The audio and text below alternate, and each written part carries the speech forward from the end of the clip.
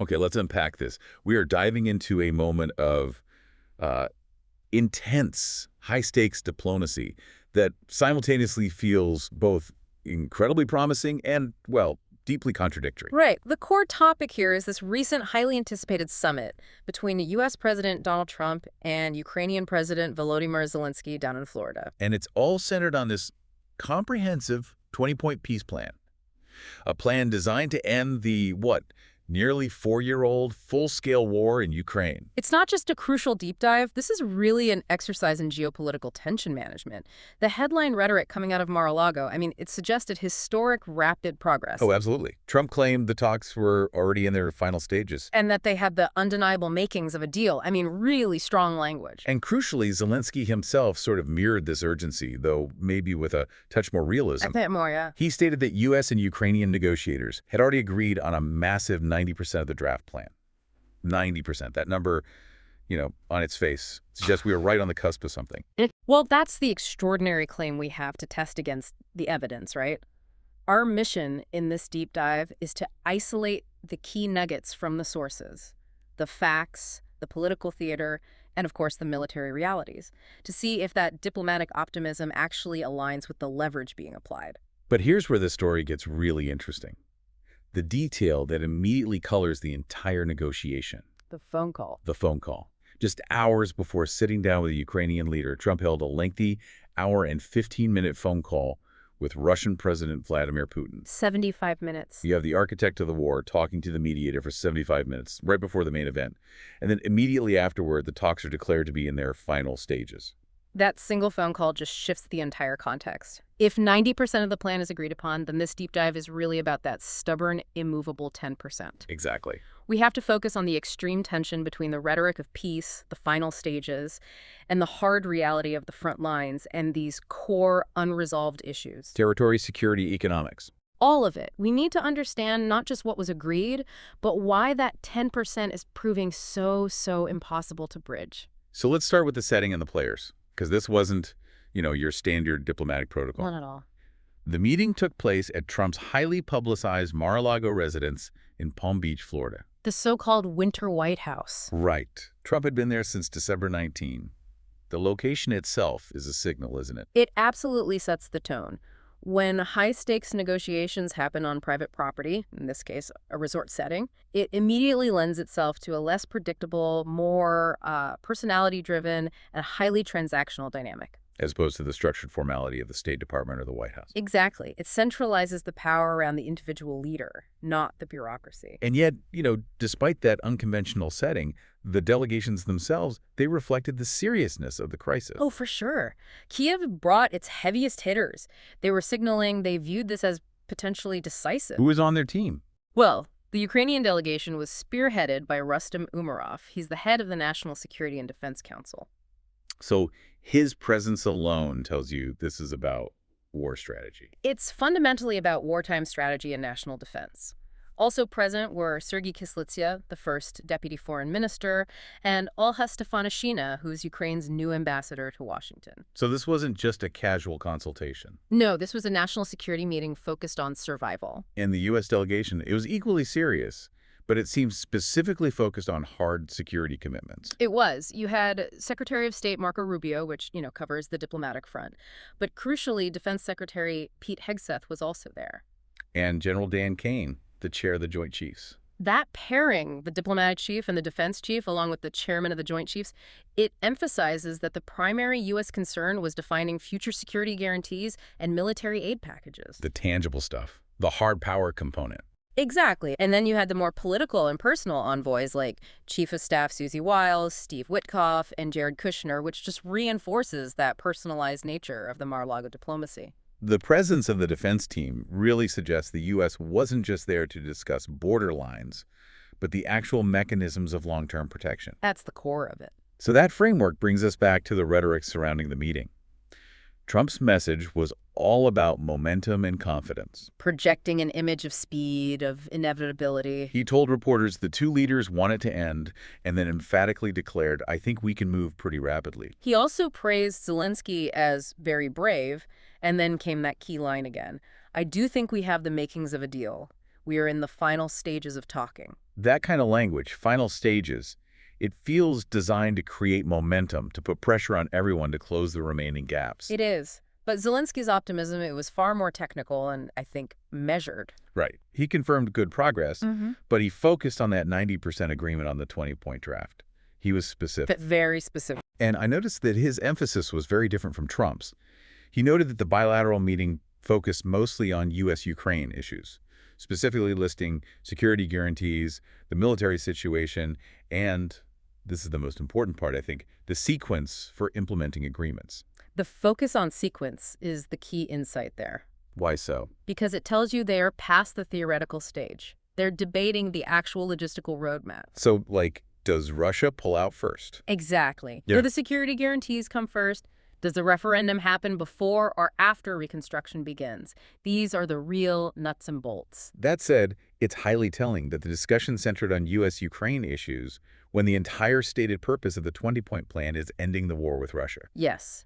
It raises the question of whether the U.S. is genuinely acting as an impartial mediator or as Ukraine's primary security guarantor. Which is a very different role entirely. Completely different. But we cannot discuss this summit without, going back to the shadow of Moscow, that pre-meeting call. It is the defining feature of the day, an hour and 15-minute discussion between Trump and Putin. This wasn't a brief check-in. No, this was a substantial negotiation happening hours before Trump met the leader of the country being invaded. And Trump, on Truth Social, described the call as good and very productive. So the atmosphere around Zelensky's arrival was immediately scrutinized through the lens of that call. Of course. The source material notes a contrast with past high-level diplomatic encounters. Zelensky got a very business-like handshake from Trump. None of the warmth or affinity you sometimes see. No hug. And what's more, U.S. officials did not meet him at the airport. And those nonverbal signals, they're often louder than any statement. You contrast that with the red carpet reception given to Putin back in August in Alaska, where Trump reportedly applauded him. It suggests, at the very least, an unequal footing for Zelensky coming into these negotiations. And the immediate connection to Moscow, happening literally on the eve of the talks, it caused genuine alarm among Ukrainian observers. A former Ukrainian diplomat, Maria Dritska, suggested that Putin was actively trying to sabotage things. And we have historical context for why that suspicion is so strong, don't we? We absolutely do. This isn't the first time. The sources recall what happened in October 2025. Right, after a similar preemptive call to Moscow. Trump reportedly rode back on the delivery of long-range Tomahawk missiles to Ukraine. That delay was significant, and it was very visible. So this suggests a pattern. A pattern where direct communication with the Kremlin right before talks with Kyiv can shift the dynamic and potentially stall critical agreements, especially around military aid. So the question for you, the listener, becomes, Right. was that long call with Putin a briefing, or was it a negotiation that constrained the U.S. position before Zelensky even arrived? That's a crucial distinction. It implies that the 90% agreement, while it sounds good, might primarily cover generalities. And that the remaining 10%, the actual mechanism for ending the conflict, is being influenced, perhaps even set, by Moscow before Kyiv even gets to present its case. Precisely. If 90% is settled, it means things like, we need humanitarian corridors, we need prisoner exchanges, and we want reconstruction aid are agreed. The easy stuff. The essential stuff, but not the war's fundamental causes. The 10% is the hard rock. It's the raw political pain and the existential concessions required to transition from war to a lasting peace. So let's pivot and drill down into that 10%. This is the territory where diplomacy dies. It really is. If 90% is the agreed framework, the remaining 10% is the entire text of the conflict itself. So what are these three colossal sticking points? The first and the most foundational one is the future of territory, specifically the Donbas region and beyond. This is the heart of it. It's the heart of the dispute. Russia's demands are maximalist and, frankly, aggressive, even in the context of supposedly winding down the conflict. And the sources are explicit about what Moscow is demanding. Putin wants Ukraine to hand over territory in the north of Donetsk Oblast that his forces have actually failed to capture. They're demanding territory they don't even control. Right. And on top of that, Moscow continues to insist that Kyiv cede territory in the Donbas that is still under verifiable Ukrainian governmental control. This creates an immediate and, well, a seemingly impossible chasm Kiev cannot agree to hand over territory it has defended for years. Let alone territory Russia hasn't even been able to seize militarily. Such a move would be political suicide for Zelensky, and it would violate the express will of the Ukrainian people. So that's why Zelensky offered a counterproposal, one that tries to solve the security problem without conceding sovereignty. Exactly. And that counterproposal is centered on a demilitarized zone. Right, a DMZ. Yes. Zelensky's plan, it pictures a de-escalation mechanism. It requires both sides to withdraw up to 40 kilometers. That's about 25 miles from the current line of contact. So a 40-kilometer buffer zone. The idea is to prevent immediate localized flare-ups and provide a genuine military pause. And critically, Zelensky has tied this withdrawal to a political mandate. The deal would require a national referendum to approve it. Meaning the Ukrainian people would have to ratify any concession. Exactly. But to hold that vote, there must first be a firm ceasefire that lasts somewhere between 60 to 90 days. So the ceasefire isn't just a pause in fighting. It becomes an essential constitutional precondition for any change. It's a brilliant political maneuver by Kyiv. They're essentially saying, we will discuss concessions, but only if we have a guaranteed period of stability and a democratic mandate to proceed. And the Russian reaction? Chillingly predictable, according to the sources. Russia is unlikely to accept pulling back its troops, even that 40 kilometers. For Moscow, pulling back implies a loss of military advantage and, maybe worse for them, a loss of face. It undermines their stated war aims. So given this absolute deadlock, it's understandable why Zelensky was non-committal when he was asked if territorial concessions would even be discussed at Mar-a-Lago. Right, even though he confirmed it was on the agenda, it just shows the immense political difficulty here. Okay, so let's move to the second sticking point. Security guarantees. If territory is the landmine, security guarantees are the tripwire for any future conflict. The so what for post-war stability. What assurance does Ukraine have that Russia won't just reload and attack again in 2, 5, or 10 years? That's the existential question. Ukraine's essential need is sufficient strong support and ironclad security guarantees to prevent precisely that. And the ideal, the gold standard for Kyiv, is a NATO Article 5 type guarantee from the U.S. and Europe. That collective defense commitment. An attack on one is an attack on all. That's what they're fighting for. But when we look at Trump's stance, we see a massive gulf. A huge gulf. He has made no military commitment to defend Ukraine. He's only offered a vague promise of good protection back in August. But wait a minute. If the U.S. is facilitating a peace deal and Ukraine is agreeing to halt hostilities based on certain terms, but the U.S. won't commit to the one thing Ukraine needs, existential security, isn't the U.S. fundamentally undermining the peace deal before it's even signed? That is precisely the challenge. It makes any deal feel temporary, not permanent. The U.S. is asking Ukraine to accept a highly risky proposition. And Moscow knows this vulnerability. The Kremlin has been adamant it won't allow European troops anywhere near the front lines. And Russian Foreign Minister Sergei Lavrov issued an extremely stark warning. He stated that any European troops in Ukraine would be a legitimate target. That language is a significant escalation. I mean, it's not standard diplomatic posturing. It's a direct military threat aimed squarely at the very security guarantees Ukraine is pursuing. It raises the stakes not just for Kyiv, but for all of Europe. Lavrov is explicitly saying that any attempt by NATO or EU countries to place a peacekeeping or monitoring presence inside Ukraine, even post-ceasefire, would be met with military force. He's trying to decouple European allies from Kyiv's security structure before it can even be established. Exactly. Okay, let's move to the third critical point. The key economic and infrastructural issues. Even if they somehow settled the borders and security, control over crucial national infrastructure remains a huge obstacle. Specifically, the Zaporizhzhia nuclear power plant. This plant isn't just strategic. It's the biggest nuclear power plant in Europe. It's currently under Russian occupation. And control over it is both essential for Ukraine's energy grid and, hugely symbolic of national sovereignty. And its safety is a global concern. So what diplomatic solution did the sources propose for this massive problem? The solution proposed was to sort of compartmentalize the issue. The U.S. and Russia agreed, according to the sources, to establish 2 working groups on Ukraine. Working group. Right, one covering security and one covering economic issues.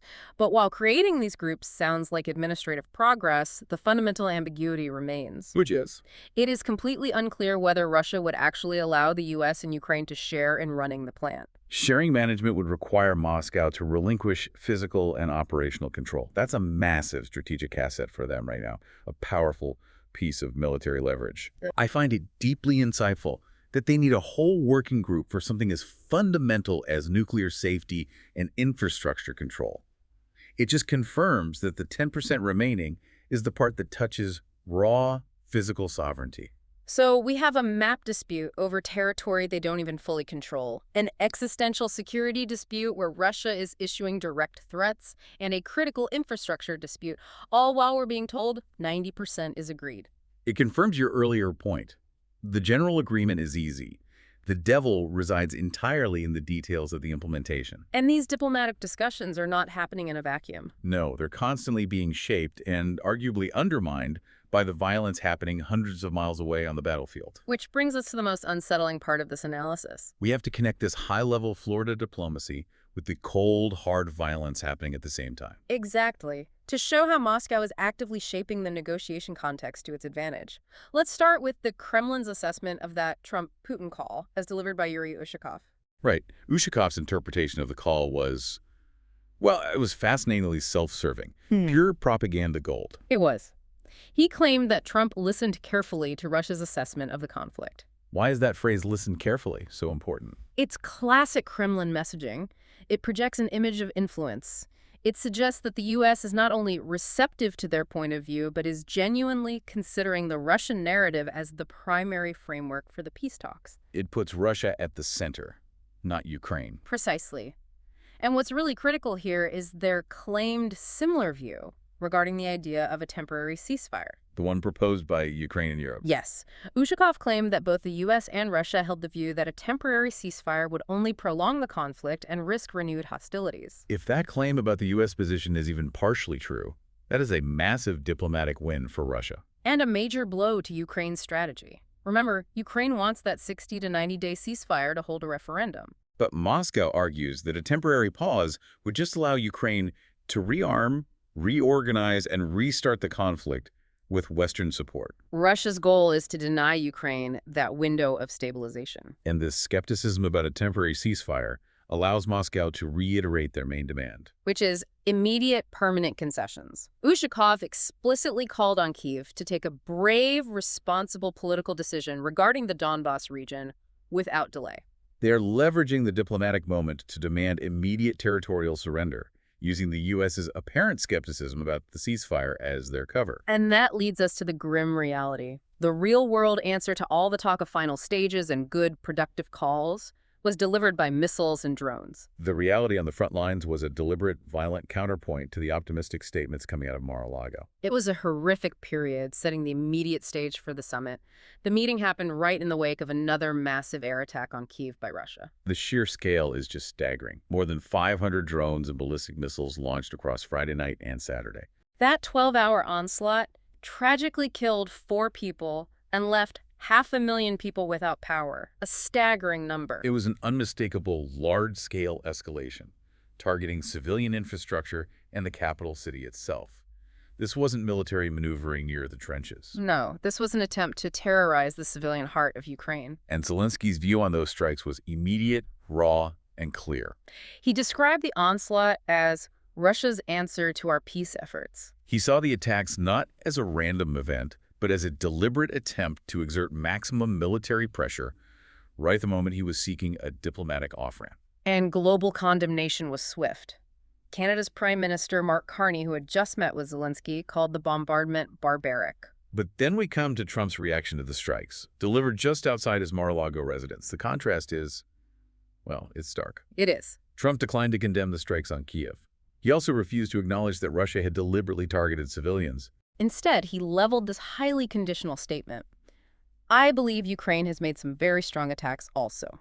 I don't say that negatively. You probably have to. That statement of moral equivalence, especially right after an attack of that scale in a major European capital, is profoundly problematic. It implies both sides bear equal moral and strategic responsibility for the violence. It ignores the scale of the Russian assault on civilian centers. And politically, it provides immediate cover for Moscow. It suggests its actions are merely reciprocal, which just weakens Ukraine's diplomatic position. Right. If the mediator refuses to assign blame to the aggressor for a massive, unprovoked attack on civilians, it sends a powerful signal to both parties that the rules of engagement are let's say, flexible. Indeed. But perhaps the most tactically astute move from Moscow was the timing of their claimed advances. A move designed for maximum effect on the negotiating table. It speaks directly to Russia's claimed advances and negotiating tactic. This is critical. On Sunday, just before the talks began, Russia's defense ministry announced these purported seizures. They claimed control of 5 settlements, including Myrnorad, which is near Pokrovsk, a key logistical hub, and Huliapol in the Zaporizhia region. Whether those claims were 100% accurate at that moment is almost secondary, isn't it? It is. It's secondary to the political maneuver. Ukraine dismissed the claims, saying heavy battles were ongoing but defenses were holding. And they mentioned they had recently clawed back control over Kupiansk. Right. But the strategic timing is undeniable. The announcement was designed to send a message to Trump and Zelensky that a battlefield victory in the Donbas is inevitable. And, crucially, to weaken Ukraine's negotiating position right as they sat down to discuss territorial concessions. It's the ultimate use of military leverage and diplomacy. Russia's actions communicate. We are not negotiating from a position of weakness. We are negotiating while we advance. They're trying to make the idea of territorial concessions look like a necessity, not a choice. And Ukraine, for its part, countered not just with defensive claims, but by highlighting their own offensive actions. Like hitting the Syzran oil refinery in Russia's Samara region with a drone attack. They're fighting back hard to prove that the front lines are not crumbling and that Russia is not immune to retaliation. But the overwhelming narrative preceding the talks, framed by the 12-hour missile attack and Russia's claimed advances, positioned Moscow as the party holding the military initiative. Which made it incredibly difficult for Zelensky to walk into Mar-a-Lago demanding hard security guarantees without offering equally hard concessions. It just highlights how quickly optimism can be crushed by artillery. To fully grasp the dynamics of this summit, especially the unevenness of the relationship, you really need the historical context. Specifically, Zelensky's complex and often difficult relationship with Trump. Exactly. This was his 3rd visit this year, and the fortunes have varied wildly. We have to flash back to the bruising session back in February 2025. Zelensky apparently received a significant dressing down at the White House. From both Trump and VP J.D. Vance. The atmosphere was reportedly heated and confrontational. It was a very public display of distrust. Vance accused the Ukrainian leader of being disrespectful when Zelensky warned that the U.S. might feel the ripple effects of Russia's aggression. And Trump responded sharply, warning Zelensky that he was gambling with World War III by refusing to immediately start peace talks with Russia. The implication being that refusing Russia's terms meant escalating the global conflict. That's a massive burden to place on the victim of aggression. It is. Zelensky ended up leaving ahead of schedule, and Trump later took to social media to say Zelensky disrespected the United States of America in its cherished Oval Office. That sets a baseline of deep mistrust that had to be overcome. It took months for them to find common ground, and ironically, that breakthrough happened in August 2025, right after a failed Trump-Putin summit in Alaska. So the failure of that U.S.-Russia engagement might have made Trump more amenable to Kyiv's needs. It seems that way. After that bruising session, Zelensky launched a very deliberate charm offensive. And the subsequent meeting went significantly better. Trump softened his stance, telling Zelensky that while Europe was the first line of defense, the U.S. would give Ukraine good protection as part of any peace deal. And that commitment, as vague as it was, led to a significant achievement. The agreement on that massive $90 billion arms deal. A critical deal. It was a tangible sign that cooperation, despite all the political friction, could yield concrete military support. So Ukrainian officials have since been working incredibly hard to repair relations with a White House that is publicly seen as Russia-leaning. While at the same time coordinating closely with European allies to ensure they don't get isolated or blindsided by a unilateral U.S. decision. And that coordination is still very much in play. It's evident in the broader diplomatic efforts surrounding the Mar-a-Lago summit. European support is absolutely critical to Kyiv. It provides a check on the U.S. and ensures multilateral backing. European leaders, including the UK's Keir Starmer and Canada's Mark Carney, are actively involved. Downing Street confirmed Starmer and Zelensky spoke on the phone. And both leaders welcomed ongoing diplomatic efforts and commended President Trump's continued engagement. This presents a united Western front, signaling they won't be shut out of the process. And the integration of those European leaders who are expected to join the Sunday talks via video conference link right from Mar-a-Lago, that's a crucial detail. It is. It ensures that the negotiations aren't conducted purely through a U.S.-Russia lens.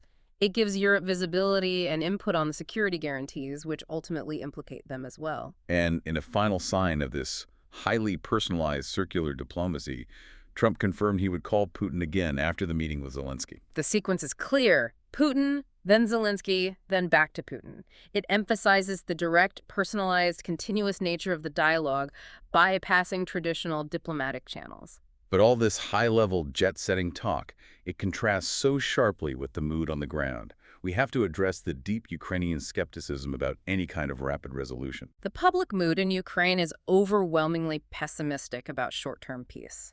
And the sources provide some powerful data points that really constrain Zelensky's negotiating power. Like what?